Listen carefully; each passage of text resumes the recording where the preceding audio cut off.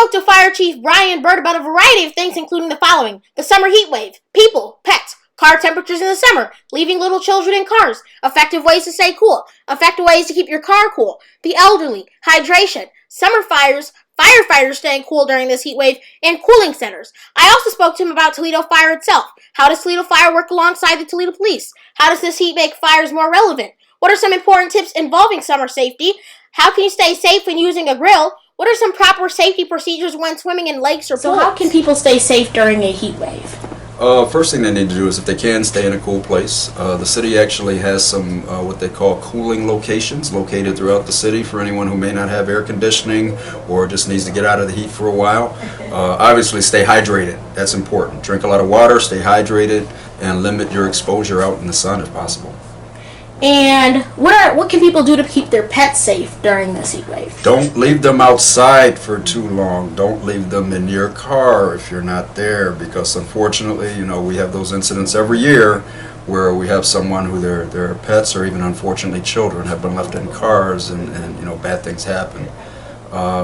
With dogs in particular, if you're walking your dog, you have them outside and there's concrete, make sure it's not too hot because it'll actually burn the pads on their paws.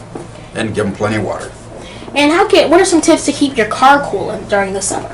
Oh, well, hopefully you got air conditioning. If not, there can obviously be some challenges there. And I've actually seen people use some improvised air conditioning by way of like the styrofoam ice chests with ice in there and a little portable fan blowing over it. So there's ways to do it if you need to. And when you leave children in the cars, what can be some lasting effects for that child? Lasting effects? There are children who unfortunately have had deficits and like brain damage from exposure to the extreme heat and heat exhaustion, heat stroke, and so forth. And then there's the consequence of death. Unfortunately, that's always possible if they leave a kid in there too long. What is an effective way to stay cool besides, what are some drinks and beverages or simple things while you're outside that you can do to stay cool? Water. Basic water is the number one thing. A lot of people drink some of the like the electrolyte drinks like Gatorade and so forth. But water, and more water. And for the elderly people, so for elderly who are going to be out in the heat, what are your tips to them? What are some things that they can do? And how they can watch out for their elderly neighbors? I'm glad you touched on the neighbor thing. Anybody who has a neighbor who they feel may be compromised by the situation with the weather right now, you need to check on them. We're all about taking care of our neighbors and our community, so they need to check on them, make sure they're okay. And again, stay hydrated, limit the exposure to the outside. And if someone does not have air conditioning and you do, you might want to consider, especially if it's a neighbor, someone offer up your living space for a few minutes so they can cool off.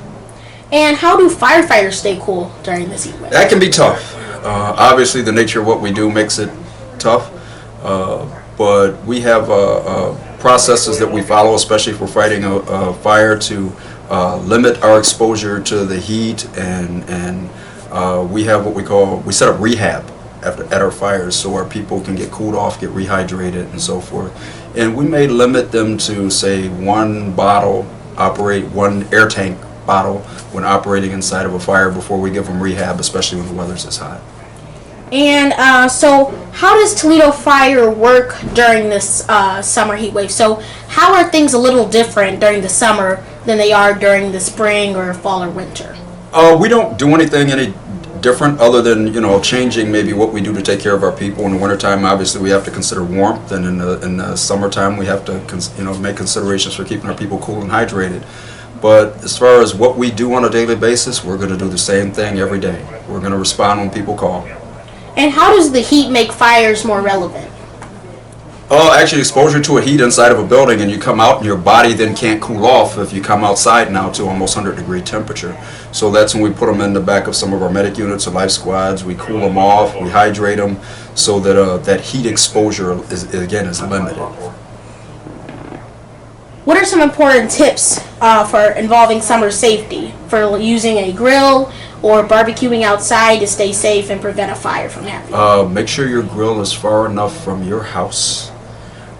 We see a lot of people who will put their grills on their porches. Don't do that. So make sure it's not too close to anything that can catch fire. And make sure if you're using things like charcoal, you got to be careful with the lighter fluid and so forth. But just some basic precautions, and keep kids and animals away from the grill so that nobody gets burned.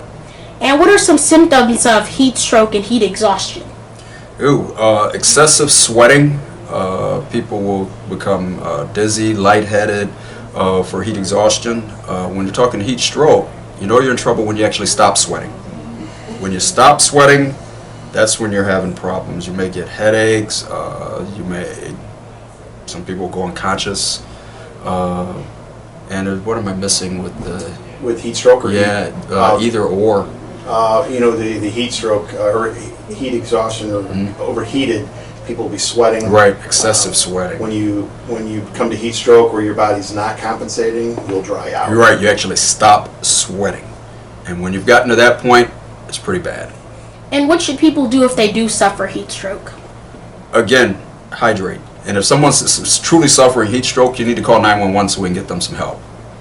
And how does Toledo Fire work alongside the Toledo Police? Oh, we work alongside them every day, all day.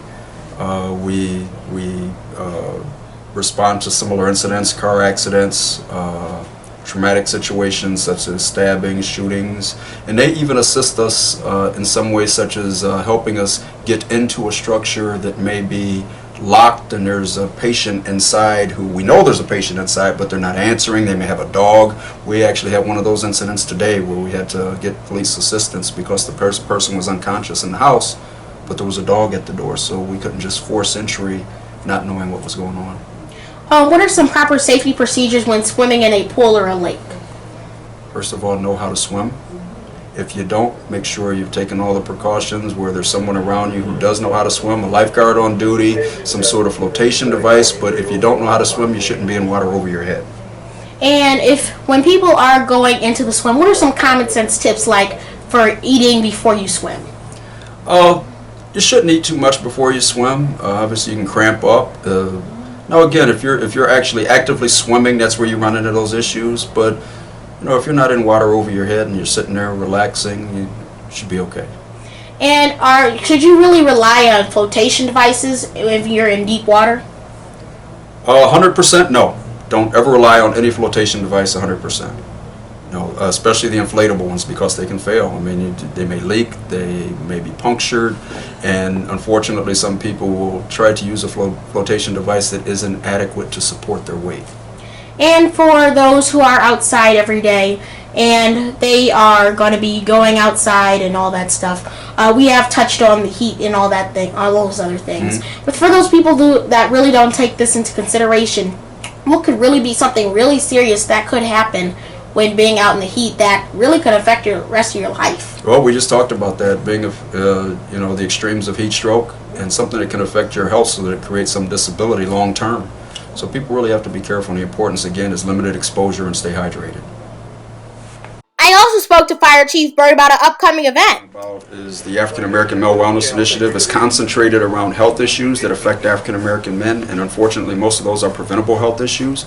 But a lot of people don't realize that our life expectancy is on average 10 years less than everyone else. So what this event is about, and it's not just in Toledo, it originated in Columbus over 10 years ago. I believe this year is going to be in 12 cities. And it looks about the same in every city, but the focus are the health screenings. We do a lot of health screenings. It's not just the basic stuff. People get their screenings, and then we actually have doctors at each event that follow up with the screening results with the individuals, and then they can make referrals to either insurance places that are there on scene with a vendor table, or we do drug or pharmaceutical counseling for somebody who may have any questions about their prescriptions. There's a lot that goes on, and there's activities for the kids, the family, but the key is to address the health issues that affect the African American men primarily. But the screenings and the event are for everybody, black, white, no matter what your gender or ethnicity, it's for everybody. And what are some health conditions that African American men could have? Diabetes, high blood pressure, stroke, heart attacks. Those affect a lot, or they affect African American men a lot more than they do others. And some of it's cultural, some of it's a trust issue when it comes to doctors. Some of it is just people not taking care of themselves, and there's also a macho thing that we have to get past as men. You know, we're there, we want to be the providers, we want to be the tough people, and as a result of that, we don't take care of ourselves.